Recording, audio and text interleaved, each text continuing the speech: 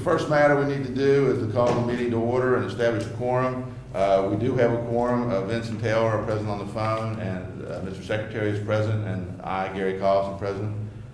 So we have all 4 members present, so we obviously have a quorum. The first matter on the agenda is the approval of the meetings, the minutes of the meeting from August 22nd, 2016. Has everyone received a copy of those minutes? Yes. Yes. Okay, and so have I. Is there any, I've looked those over, is there any discussion of those minutes? I have none, Vince. Neither do I. Okay. Then do I hear a motion to approve those minutes?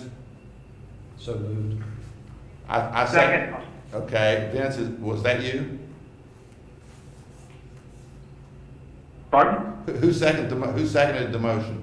Vince did. Oh. Taylor made it and Vince seconded. Okay, in that case, all in favor of the motion, vote by indicating aye. Aye. Aye. Aye. The motion to approve the minutes of the August 22nd, 2016 meeting carries unanimously. The next matter on the agenda is consultation on changes to current legislative rules. Do we have a staff member present who can make some brief presentation on that? Yes. Good morning. This is Steve Kersey, the elections director and the deputy counsel. Did everyone receive the most recent updated version of the changes to the 3 legislative rules? Yes. Yes. Yes. Yes. Okay. Yes. Mr. Downs, were there any issues with your email this morning? No, I've received them. You sent me 3 emails. I've received them and reviewed them. Okay, great. I'd like to start out of order with 153 Code of State Rules, Section 39. So our low-hanging fruit. This was the vote by mail pilot project, Phase 2. It terminated in 2014 and simply has not been stricken. So this is a full-out strike through here. It's not been re-implemented by the legislature, and it's just irrelevant at this point to keep on the books.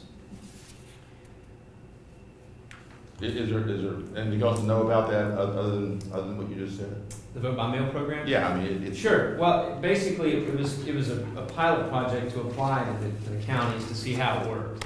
Right now, Class 4 towns and cities can participate in vote by mail if they are a Class 4 town or city. It takes the place of early in-person voting. I read a few informal reports on our local hard drive that said the vote by mail project just needed more work and more research. There wasn't a lot of dialogue as to whether or not it worked or whether or not there was an overwhelming pro or con.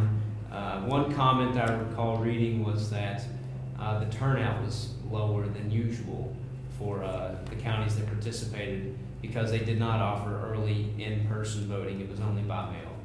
So without an act by the legislature, there's no real need to have it on the books anymore. Because again, it terminated in 2014. Do any of the members have any questions concerning this legislative rule change? This is Taylor. The only question I have, and I just want to make sure I heard you right, is that it's the pilot project has ceased to exist, and there is no more voting by mail. Is that correct? That's mostly correct. You can vote by mail if you're a municipality, as long as you're a Class 4 municipality, but that doesn't apply to this Phase 2. All right. Is there a separate set of legislative rules for that? Yes, it's 153-38, I believe. Okay. I just wanted to make sure that there was a separate set of rules for that, and we weren't terminating all of the rules for the vote by mail that still existed. This is just for the pilot project that no longer exists. Yes, sir. Specifically Phase 2. Phase 1 is the one that applies to municipalities. Phase 2 applied to 5 counties. Okay. How about you, Vince? I agree. There's no I have no questions. There's no reason to continue it. Okay, let's move on to the next proposed rule change. Okay, let's move to 153 CSR 18. It's your procedures for canvassing elections.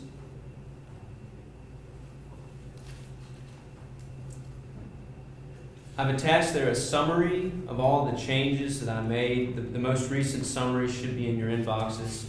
Professor Cardy, I don't know if you were able to get those this morning or not, but it should be in your law school inbox, if not. I've got it here, I haven't read it. Okay. Well, the summary itself is just one page, and I'll use that as sort of my talking points if you'd like to go through it. It should be chronological, so beginning on page 1 of the actual rule, the proposed rule, you'll see that I updated the language there to remove jointly under section 2.1.c. The reason for that is House Bill 4302, which passed in 2014, which is also in your packet. It no longer references the word jointly or provides that there shall be a joint board of canvassers. Rather, the board of canvassers shall be the county commission in all instances as far as 153.18 goes. So the jointly language was simply stricken because it's at this point moot. Any questions? That's the same as what we received yesterday. Right, that's correct. Okay. There's just a few small updates that weren't in the summary yesterday. I see. For example, the next portion here, section 2.4, which is at the bottom of page 1. I have removed language there referring to punch cards because it's antiquated and out of date. And I added language that referred to electronic voting systems. West Virginia Code 3-4A-9, subsection 14, which was not in the original email, but it is in the updated email. It provides language for certain electronic voting systems. So the language that I have included in 2.4 is verbatim from that code provision, which references DRE machines or optical scans. It just defines exactly how the ballots are printed. Without this language, someone could argue that the electronically tabulated ballots does not include voting machines that fall under 3-4-8-9-14. No, that was long-winded. I have a quick question. This is Taylor. Back up real quick to 2.1.c. HB 4302, was it passed? I believe it was, yes. Our law student. Okay. I didn't reference the West Virginia Code provision because I had HB sitting on my desk. It's 11. It's in the House bill.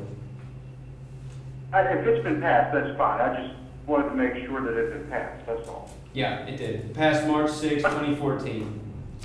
All right, not a problem. Thank you. Yeah, sorry about that. That's all right. So back to 2.4, is there any discussion on the language that was added for electronically tabulated ballots to include direct reporting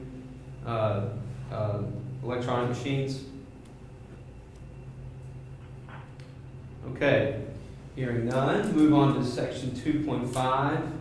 I simply moved the word code before the section and the number. It was a typo, I believe, in the original. Down to section 3.1, I updated to account for the 5-day requirement for every election, which is in West Virginia Code 369A1. I believe the original rule had specifically general election only, but that's not the case anymore under 369A1. It's for every single election. I also updated the language for the time or the day that canvass shall be held. There's no longer a difference between primary and general elections. It shall always be 5 days after the election, after every election. That's it. That's from 369A1 as well. Any questions on that? Nope. Okay, hearing none. Moving on to 3.1.a. You can see that I struck antiquated language referring to the joint canvass conducted by the County Commission and Board of Education. Again, the County Commission is the Board of Canvassers for every election under this rule, as reflected by the House bill referenced earlier. Same goes for section 3.2. Any questions on that?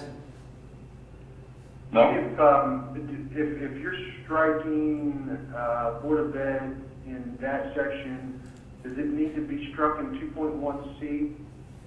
If it wasn't, then it does, yes. I see that. I will strike that and send you an updated rule before I publish it for a comment. Unless everyone is, as long as there's no other changes, I don't know the procedures here.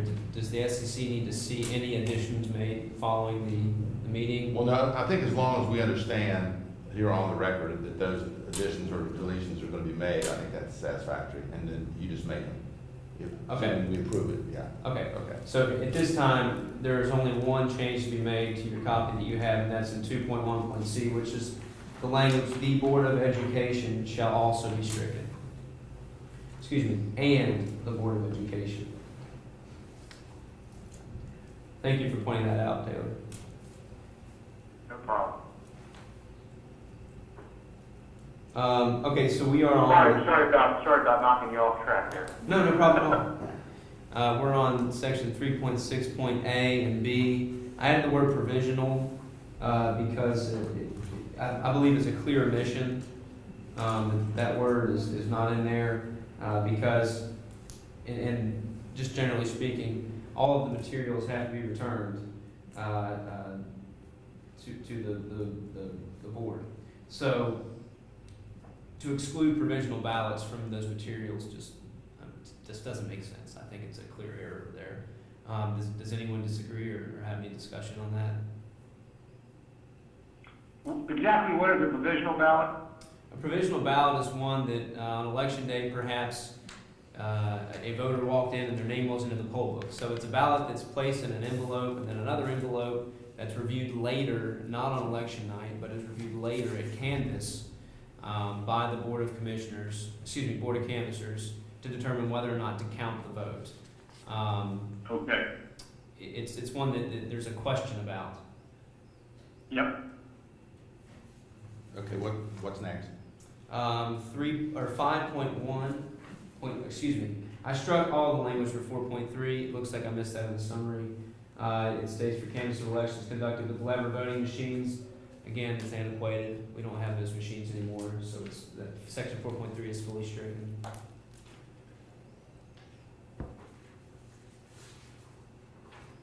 Moving forward to section 5.1.b. It provides that all absentee ballots challenged by the circuit clerk. I believe that's a typo. It should be the county clerk. That is the official. That's the official in charge of challenging ballots. West Virginia Code 3128 provides procedures for that, and the county clerk is who challenges ballots. One of several folks who can challenge ballots, but it's not the circuit clerk by any means.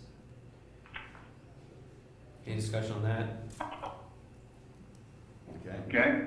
Okay, moving forward to section 8.1. You can see that I've stricken through all of the code and the section and the subsection itself because we don't have a section 7 there. It looks like it may have been stricken in the past or it was a typo. Specifically, it goes section 6 to section 8. So I've shoved all the subsequent sections up. Does anyone have an issue with that for precedent reasons? Perhaps someone cited section 153.18.7 or 8. Now it will be 7. Is that an issue here? Should we leave it the same, or is it okay to shove it up just to clean it up? I don't see a problem. Yeah, it makes sense to me. Okay, Yeah. great. So for now, I'll refer to the old section numbers, just so we're all clear. So section 8.1, I I have updated to account for the requirement that only 3% of precincts must be selected for a random hand count. That comes from West Virginia Code 3-4A28, subsection D. It used to be 5%, it's now 3%. Those calculations came from our canvas and recount handbook. So you can see there under 8.1, the stricken through numbers and the added numbers. Any questions on that there? So the new 7-1 is what you're talking about? Yes, sir. The old 8-1, new 7-1, okay. Yes. Okay, move on. Okay. Under the old section 10.4.b,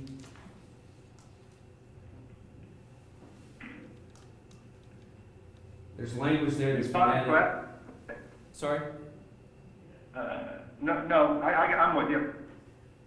I've included the language upon request because it looks like I didn't cite it there. But West Virginia Code, I'll flip to it, 3-6-11 has several different provisions for candidates wishing to have certificates of election provided to them. It now says upon request. It's no longer an automatic provision. They must request the certificates of election. So that's West Virginia Code section 3-6-11. And again, all I've done is add upon request to 10.4.b. And that's it. Okay, is there any other discussions or questions about this particular rule change, Rule 18? No?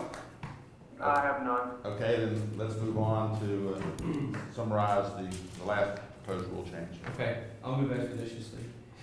Section 27 is the next, 153.27.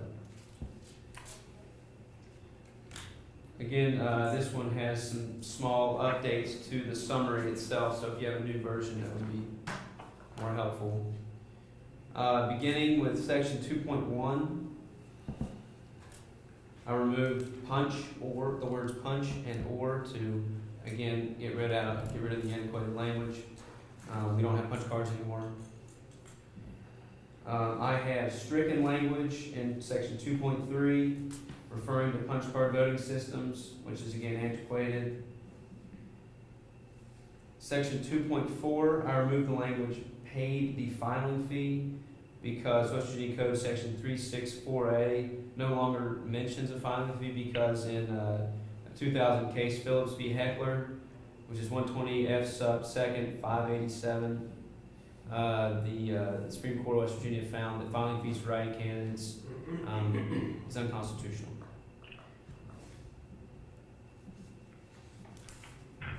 Moving forward to section 2.8.1, I removed again the word punch and or, and I added the word and at the end of 2.8.1.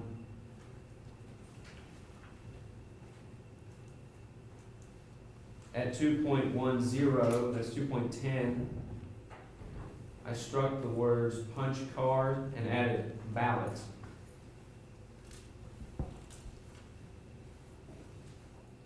Any discussion on any changes in section 2?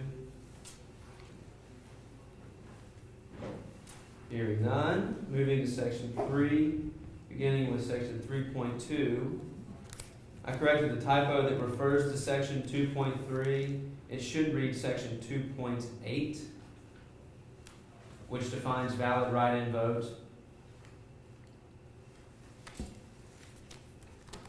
I also added the reference to West Virginia Code 365, which will help any person reading the rule to further understand what exactly constitutes a valid write-in vote.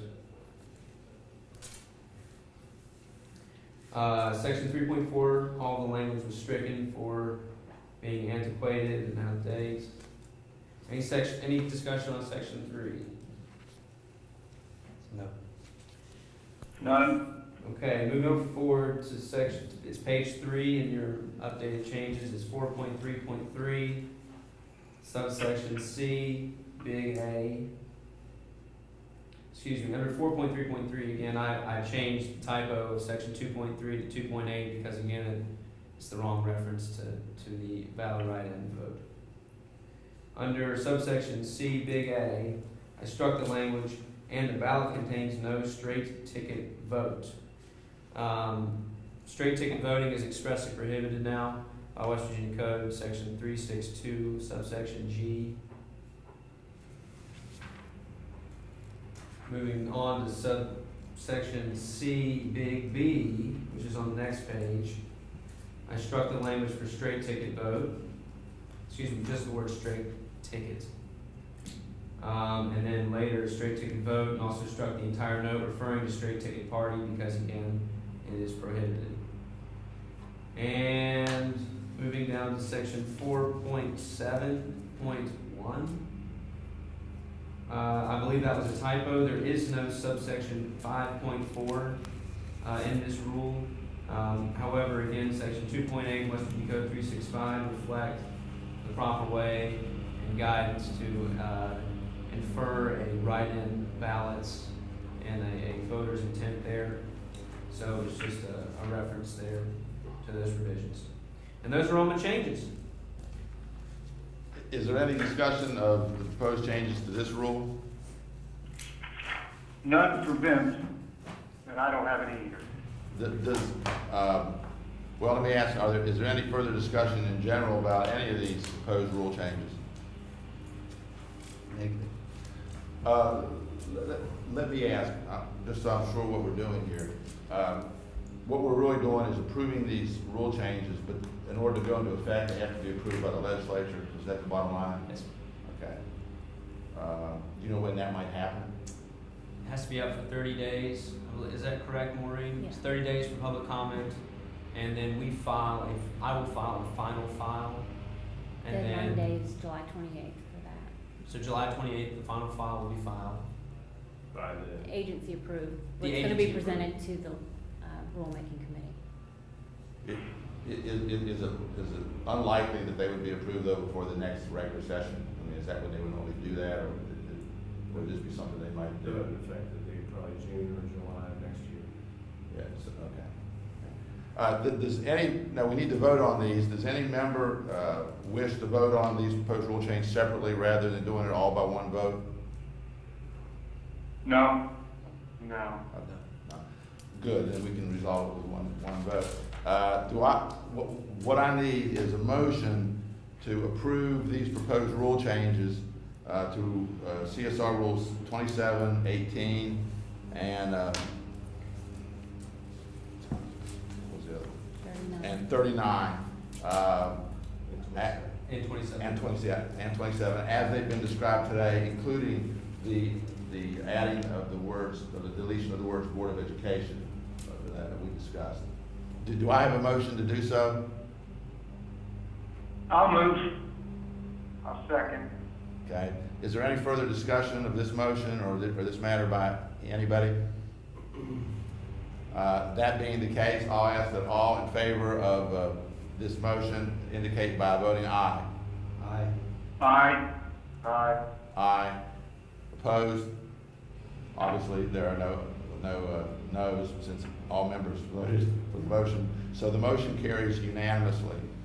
Do we have anything else we need to know about that, or we need to talk about? The rules? Yeah. No, sir. You know, okay. The next matter on the agenda are budget considerations. Do we have a budget for the next fiscal year? The next fiscal year, I believe we do. Well, has it been signed?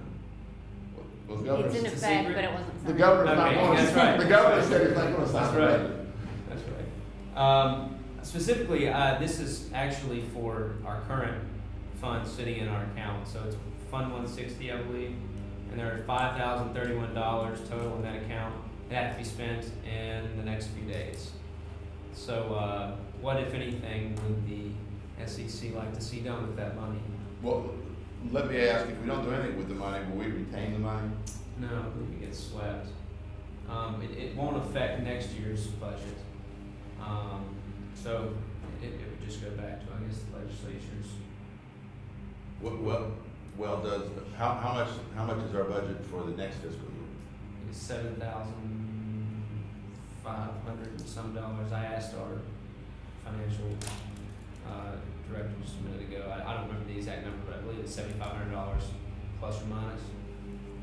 I mean, does the Secretary of State's office have any suggestions or proposals, or, I mean, I don't want to just spend the money. Right, Just right. to spend it. I mean, certainly in this day and age with the problems we have, I don't want to just waste the money. On the other hand, if there's some good purpose or some need that needs to be met, certainly we ought to address it. We discussed educational materials and things of that nature, but having come in January and learning how to run municipal elections and being part of all 132, we didn't get an opportunity to create any educational materials. So we could, if the SEC thinks it would be a prudent thing to do, but I didn't want to start a project without having the blessing of the SEC prior. But we only have till the 30th. That's right. So we only have this week. So that's not much time to start a new project. Vince or Taylor, do either of you have any suggestions or ideas about or desires to spend this money? Well, if there is something that the office needs, and they can decide right away what it is, they should go ahead and purchase it. But if they don't think that there's anything they need, then let it revert. Is there anything the Secretary of State's office needs that related to elections, or complying with election laws? That you need a piece of equipment, or is there anything at all? If there's not, that's fine. We just. Yeah, this is Taylor, I mean, if there's something that we can do, that's great, but I mean, we're gonna have a budget, and, I mean, it sounds like $7,500 starting July 1, and like you both said, I mean, I just don't wanna spend money to spend money. If there's a purpose for it, we've got a proposal, then that's great, but if not, I don't see a reason to just. Well, Taylor, everyone seems to be shaking their heads, indicating the negative, that there isn't any particular pressing need in the Secretary of State's office for anything, any piece of equipment or anything election related. Is it appropriate to discuss it with Lisa and Missy and the elections group to see if anything that they can think of would be useful for the office? Well, of course, but Okay. but that's not to be able. We're not going to Get have it the time to do approved, that. right. We're not going to have the time to do that. I don't think. Okay. But if I'm not hearing any suggestions on how to spend money, this certainly isn't the time to just spend state money, people's money, for no purpose at all. So I suggest we just move on to the next matter on the agenda. Consideration of 217-0425.01. I understand this is a matter that we need to go into executive session on. Yes. Once we're in executive session, we can discuss what it entails. So I need a motion to go into executive session at this time. So moved, this is Taylor. Second. Okay? The stuff about hacking and the Russians. Is there any reason to believe or suspect that the Russians or anybody else hacked into any election systems or computers in West Virginia? No. Well, that was a definitive answer. And it's also the answer that I wanted to hear. Yes. So is there anything else we need to take up? Just as a follow-up to that, there appears to have been attempts, but no successful, but they've attempted a number of states, a lot of states. And we don't really know who that is for sure? No. Okay. A couple have been confirmed, Illinois and Arizona, but then there are reports up to as many as 39 others. But DHS has not shared with us who those states are. Okay. So, Mr. Secretary, just follow up on that. It sounds like it was a definitive no that we have not been breached, and you're not quite sure as to whether or not they've attempted in West Virginia because DHS has not released that information. Is that what I heard? I just want to make sure I heard that right. So it's kind of hard to hear you on the phone, that's all. I do not know if they have specifically attempted to get into West Virginia, but they are pinging or attempting to access a number of states And no, DHS has not confirmed whether West Virginia is one of those or not. What it has done is raised enough alarm with me and with a number of other secretaries of state to take a serious look at our cybersecurity, to upgrade where possible. And this will be a huge piece of the National Association of Secretaries of State's conference coming up here in a week or two in Indianapolis. So I suspect when I come back from that, I hope to know more about attempts all across the U.S. Great, thanks. Sure. Any other questions? Yeah, this is Vince Carty. Can we be assured that your office is doing everything reasonable, consistent with what's being done across the country, to check to make sure that this is not happening? Well, we can't stop it from happening. All we can do is try to make sure our firewalls and everything are in place. We are doing that. We are working with the National Guard and have our IT people working this. They're going to each of the conferences available throughout the U.S. to understand what the latest and greatest protections are. So I can assure you that we are working as diligently as anybody that I know of in the U.S. to make sure our firewalls are in place to protect our election system. Well, that's all that can be asked about us, and good. I'm sure. And if anybody has suggestions for us out there, we are receptive to all input. If you have suggestions or ideas, please let us know. Is there any other comment or any other matter we need to talk about? Hearing none, then do I have a motion for us to adjourn? Move to adjourn. No, second. Okay, all in favor of us adjourning, indicate by voting aye. Aye. Aye. Aye. Aye, the vote's unanimous to adjourn. These proceedings are closed.